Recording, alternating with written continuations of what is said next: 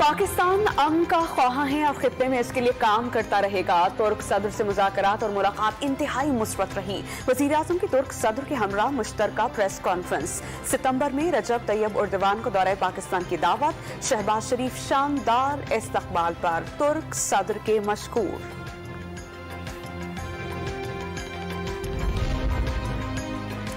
عوام کی خوشحالی کے لیے اقتصادی تعاون ترکی کی اولین ترجیح ہے۔ رجب طیب اردوان کی یقین دہانی۔ مواصلات، تعلیم، ماحولیات، انفراسٹرکچر کے شعبے میں دو طرفہ قریبی تعاون ہے۔ مختلف فورمز پر پاکستان اور ترکی یکساں مواقف رکھتے ہیں۔ ترک صدر کی وزیر اعظم کے ہمراہ پریس کانفرنس۔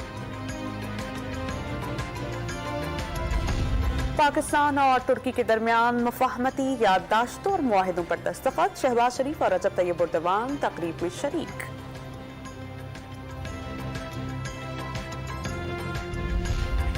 کراچی میں سپر سٹور میں لگی آگ تاحال نہیں بجھائی جا سکی۔ پانی اور کیمیکل فوم سے آگ بجھانے کی کوشش۔ آئس بال فائر ایکسٹینشنز کا بھی استعمال۔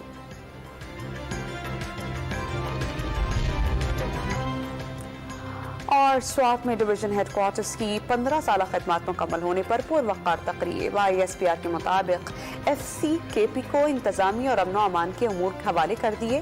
وزیر اعلیٰ محمود خان اور corps commander Peshawar lieutenant general Faiz Hameed بھی شریک۔